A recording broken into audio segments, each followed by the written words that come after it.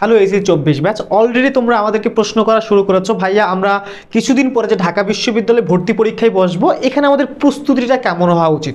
বিশেষ করে যারা সি ইউনিটে আছো তোমরা অনেকেই গাইডলাইন পাচ্ছ না যে ভাইয়া আমরা সি ইউনিটের জন্য কিভাবে প্রস্তুতি নিব, আসলে আমাদের কোন কোন বিষয়গুলো জানতে হবে, কোন কোন বিষয়গুলো পড়তে হবে, বা ওভারঅল আমাদের প্রস্তুতিটা কেমন হওয়া উচিত। আমি কোন ওয়েতে প্রস্তুতি নিলে, আমি কিভাবে প্রস্তুতি নিলে আমার চান্স পাওয়াটা অনেক সহজ হবে এবং আমি আমার কাঙ্ক্ষিত একটা সিট দখল করতে পারবো এবং আমি যে ভালো করতে চাই, আমি নিজেকে প্রমাণ করতে চাই, এই জায়গাটা আমি দেখিয়ে দিতে পারবো। সো আজকের ভিডিওটা তোমাদের জন্য যে তোমরা কিভাবে সি ইউনিটের প্রস্তুতি নিবা। তোমরা যেহেতু বর্তমানে এইচএসসি পরীক্ষার্থী, কিছুদিন পরেই কিন্তু তোমরা কি করবা, অ্যাডমিশন জার্নিতে পৌঁছে যাবা। ওই সময়ে যাওয়ার আগে তোমার মাথায় সেট করে রাখতে হবে তোমাকে কোন কোন জিনিসগুলো পড়তে হবে, কিভাবে পড়তে হবে, তোমাকে কি করতে হবে, কি করা যাবে না, সেই ওভারঅল সবকিছু নিয়ে আজকের ভিডিও আমরা শুরু করছি। সাথে আছে আমি তোমাদের সাথে আবু জাফর, শিক্ষার্থী, ঢাকা বিশ্ববিদ্যালয়। আজকে আমরা সি ইউনিটের এই মোট 5টা বিষয় দেখবো। সো এই মোট যে 5টা 1 2 3 4 5 6 6টা বিষয় আছে, 6-7টা যে বিষয় আছে সেই বিষয়গুলো নিয়ে আমরা দেখবো যে এই 6-7টা বিষয় আসলে আমরা কিভাবে পড়বো, আমাদের কি করা উচিত, বা আসলে এই বিষয়গুলো কি। এই 6-7টা বিষয় তোমাকে আমি দিয়ে দিয়েছি যে তুমি রিডিং পড়ো, বিষয়টা এমন না।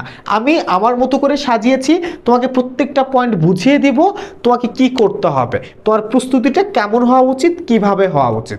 চলো প্রথম পয়েন্ট নিয়ে আমরা একটু আলোচনা করি। প্রথমে যে পয়েন্টটা আমরা একদম কমন পয়েন্ট, যে আত্মবিশ্বাসী হতে হবে। প্রথম কথা, তোমার মনে এই যে আনতে হবে যে আমি হব একজন ঢাবিয়ান, আমি ঢাকা বিশ্ববিদ্যালয়ে পড়ব, আমার সেই সামর্থ্য আছে, আমি সেই পরিমাণ পরিশ্রম করতে পারবো, আমার সামর্থ্য আছে, আমি ঢাবিয়ান হব। এই জেদটা যদি তুমি আনতে পারো তাহলে তোমার জন্য ঢাকা বিশ্ববিদ্যালয়ে চান্স পাওয়া অনেক সহজ। আর তোমার মধ্যে যদি এই জেদটা না থাকে, এই প্রেমটা না থাকে, ঢাকা বিশ্ববিদ্যালয়ের প্রতি যদি প্রেম জেদ কোনো কিছুই না থাকে, সেক্ষেত্রে তুমি ঠিকঠাক পড়তেও পারবা না, তোমার চান্স পাওয়াটা অনেক কষ্টকর হবে। সো প্রথমে লক্ষ্য যখনই ঠিক করবা, প্রথম কাজ হচ্ছে আত্মবিশ্বাসী হও যে তুমি হবা একজন ঢাবিয়ান। দ্বিতীয় পয়েন্টে চলে আসা, দেখো গ্রুপ সাবজেক্টের পূর্ণাঙ্গ ধারণা থাকতে হবে। কেন এই কথা বলছি, দেখো তোমাদের এই যে গ্রুপ সাবজেক্টগুলো আছে, আমি যদি তোমাকে একটু বলি যে বাংলা ইংরেজির কথা কেন বলছি না, এই দুইটা বিষয় পড়তে হবে, বাংলা ইংরেজি সিলেবাসের বাইরেও পড়তে হবে। সো এই দুইটা বিষয়ের বাইরে কেন কথা বলছি, দেখো গ্রুপ সাবজেক্ট তোমাদের জন্য কি, অ্যাকাউন্টিং, এরপরে হচ্ছে ম্যানেজমেন্ট, এরপরে ফাইন্যান্স বা মার্কেটিং।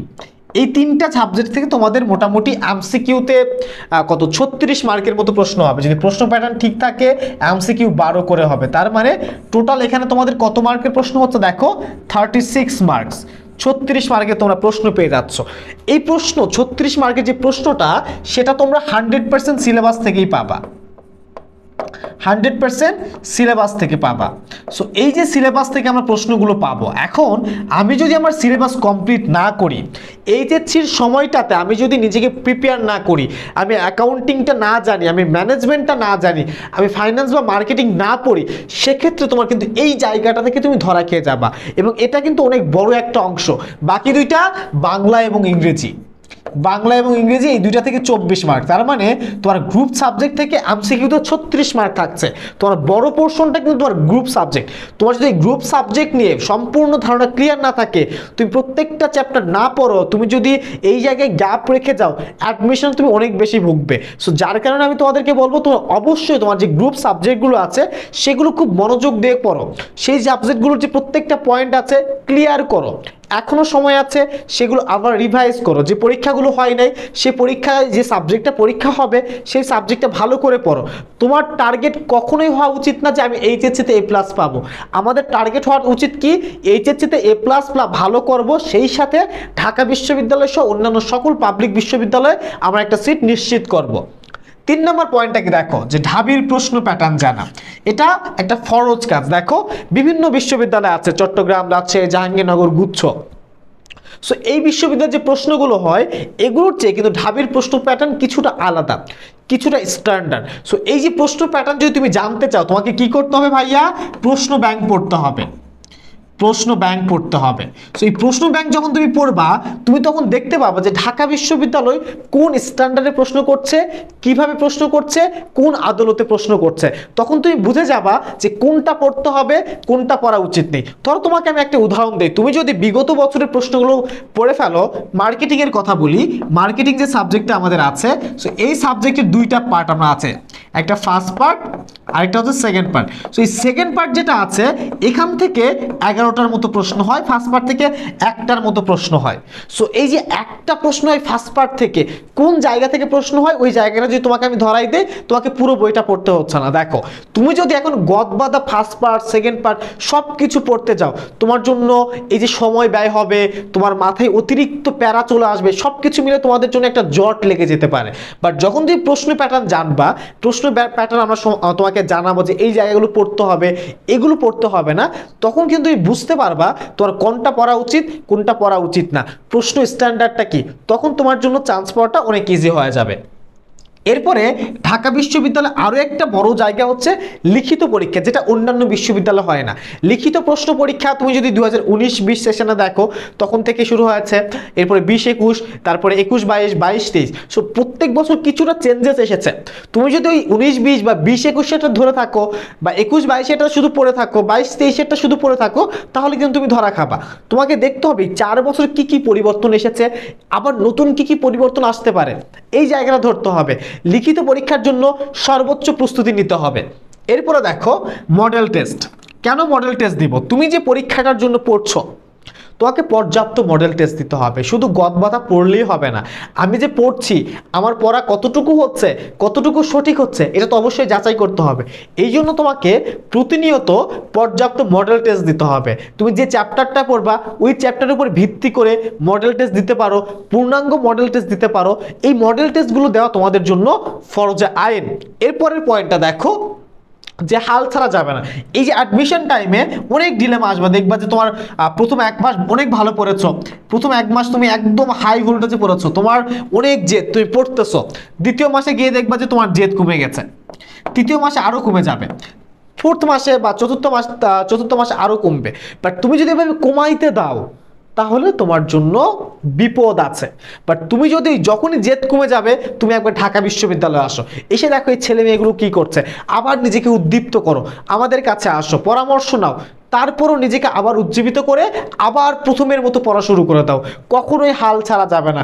মানুষ বহু কথা বলবে, মানুষের কথায় কান দিলে হবে না, তোমাকে নিয়মিতভাবে ধারাবাহিকভাবে পড়তে হবে। এর পরের পয়েন্টটা হচ্ছে, এটা খুব গুরুত্বপূর্ণ এবং এটার জন্যই তুমি চান্স পাবা। তোমার চান্স পাওয়ার মেইন শর্ত হচ্ছে কঠোর পরিশ্রমী হতে হবে। দেখো এইচএসসিতে কত মানুষ প্লাস পায়, 90,000, 50,000, অনেক মানুষ প্লাস পায়। এমনও হয়েছে 2 লাখও প্লাস পেয়েছে। ধরো 1 লাখ প্লাস পাইলো, 1 লাখ প্লাস পাইলো। ধরো আমি তোমাকে আরো সহজ করে দিই, যে কমার্সে মাত্র 5,000 প্লাস পাইলো। তার মানে এই 5,000 স্টুডেন্ট কি মেধাবী না? অবশ্যই মেধাবী। মেধাবী না হলে প্লাস পায়? কখনোই প্লাস পাইতো না। এখন ঢাকা বিশ্ববিদ্যালয়ে আসো, ঢাকা বিশ্ববিদ্যালয়ের সিট কত? মাত্র 1000। তার মানে তুমি যদি মেধাবী হও, তখনও ঢাকা বিশ্ববিদ্যালয়ে চান্স পাবে না, যদি না তুমি পরিশ্রমী হতে হও। তার মানে এই যে শুধু এ প্লাস ধারীরাই চান্স পাবে এমন না, তুমি এ প্লাস ধারীকে টেক্কা দিতে পারবা। যেমন আমার কোনো এ প্লাস নাই, তারপরেও কিন্তু এ প্লাস যারা পেয়েছিল তাদেরকে আমি টেক্কা দিয়েছি। কেন দিতে পেরেছি? পরিশ্রম করেছি। তুমি কঠোর পরিশ্রম দিয়ে মেধাবীকে হারাইতে পারবা। যারা মেধা নিয়ে শুধুমাত্র আসবে তাদের চান্স পাওয়াটা অনেক কষ্টকর, বাট কেউ যদি মেধাবী প্লাস পরিশ্রমী হয় তাকে বিট করা অনেক কষ্টকর। সো তোমার যদি মেধা কম থাকে, তোমাকে কি করতে হবে? বেশি বেশি পরিশ্রম করতে হবে। সো তুমি যদি কঠোর পরিশ্রমী হতে পারো, তুমি যদি কঠোর পরিশ্রম করার মনোবল রাখতে পারো, তাহলে তোমার জন্য চান্স পাওয়াটা অনেক ইজি হবে। তুমি যদি এই 6-7টা পয়েন্ট মাথায় রাখতে পারো, মাথায় গেঁথে নিতে পারো, এভাবে নিজেকে প্রস্তুত করতে থাকো, ইনশাআল্লাহ তুমি হবে একজন ঢাবিয়ান। সো তোমাদের জন্য আমরা খুব একটা ইফেক্টিভ যে জিনিসটা নিয়ে এসেছি, সেটা হচ্ছে টার্গেট ডিউ ব্যাচ, যেটা আমাদের আগের ব্যাচগুলোতেও ছিল, আগের বছরও ছিল, তার আগের বছরও ছিল। সো এই ব্যাচ থেকে অসংখ্য শিক্ষার্থী অলরেডি ঢাকা বিশ্ববিদ্যালয়ে আছে এবং আমাদের প্ল্যাটফর্মে আছে, যে আমাদের প্ল্যাটফর্মে থেকে পড়েছে এবং আমাদের প্ল্যাটফর্মে এসেই এখন কাজ করছে, তোমাদের ক্লাস নিচ্ছে, এমনও টিচার আমাদের আছে। সো এই যে টার্গেট ডিউ ব্যাচ, এটা কেন ব্যাচ বা এখানে তোমরা কি পাবা? দেখো এখানে আমরা তোমাদের বাংলার জন্য 50টা ক্লাস নিব, ইংরেজির জন্য 50টা, হিসাব বিজ্ঞানের জন্য 30টা, ব্যবসায় সংগঠন ব্যবস্থাপনার জন্য 20টা, ফিনান্স বা মার্কেটিং যেটাই পড়বা সেটার জন্য 20টা করে ক্লাস নেব। তার মানে টোটাল কতটা ক্লাস হচ্ছে? 50, 100, 130, 170টা ক্লাস। এরপরে 20টা মডেল টেস্ট আছে। আর কি লাগে বলো? এই সবগুলো ক্লাস যদি তুমি করতে পারো, তুমি অবশ্যই চান্স পাবা। ক্লাস করলে যে চান্স পাওয়ার বিষয়টা এমন না, ক্লাস করে আমরা যে ক্লাস ম্যাটেরিয়ালসগুলো দিব, যে লেকচারগুলো দিব, সেগুলো তোমাকে বুঝতে হবে। এখন তোমার ভাইয়া প্রশ্ন হতে পারে, ভাই আপনার ক্লাসগুলো কিভাবে নেবেন? এই ক্লাসগুলো আমরা ফেসবুক সিক্রেট লাইভে নিব, সিক্রেট গ্রুপে নিব। ফেসবুক সিক্রেট গ্রুপে লাইভে ক্লাসগুলো নিব এবং ক্লাসগুলো রেকর্ড থাকবে। ক্লাসগুলো শুরু হবে কখন? তোমার এইচএসসি পরীক্ষার পর থেকে শুরু হবে এবং ঢাকা বিশ্ববিদ্যালয় পরীক্ষার আগ দিন পর্যন্ত আমরা তোমাকে সাপোর্ট দিব। ওখানে আগ দিন পর্যন্ত, ঢাকা বিশ্ববিদ্যালয় পরীক্ষার আগ দিন পর্যন্ত যাবতীয় ম্যাটেরিয়ালস, ক্লাস, প্রশ্ন ব্যাংক, তারপরে হচ্ছে প্রশ্ন প্যাটার্ন এবং যাবতীয় যত ম্যাটেরিয়ালস লাগে সব কিছু আমরা দিয়ে দিব, যেগুলো ওখানে রেকর্ড থাকবে। তুমি যদি একটা ক্লাস না বোঝো, বারবার সে ক্লাসটা করতে পারবা, আমাদেরকে জিজ্ঞেস করতে পারবা, ওই জিনিসগুলো বুঝিয়ে নিতে পারবা। সো কনফিউশনের জায়গা একদমই থাকবে না। সো তুমি যদি আমাদের টার্গেট ডিউ ব্যাচে ভর্তি হতে চাও, অবশ্যই আমাদের পেজে মেসেজ দিবা অথবা আমাদের এই যে নিম্নোক্ত নাম্বারগুলো দেওয়া আছে সেখানে যোগাযোগ করবে। আমরা তোমার সাথে যোগাযোগ করে বিস্তারিত তোমাকে জানিয়ে দিব। এবং আমাদের কোর্স ফি কিন্তু খুব বেশি না, মাত্র 3000 টাকা, যেটা হচ্ছে ডিসকাউন্টে চলছে। বাট এখন আমাদের যখনই পরীক্ষা শেষ হবে, ডিসকাউন্ট পিরিয়ডটা শেষ হবে, সেক্ষেত্রে কিন্তু কোর্স ফি আবার বাড়তে পারে।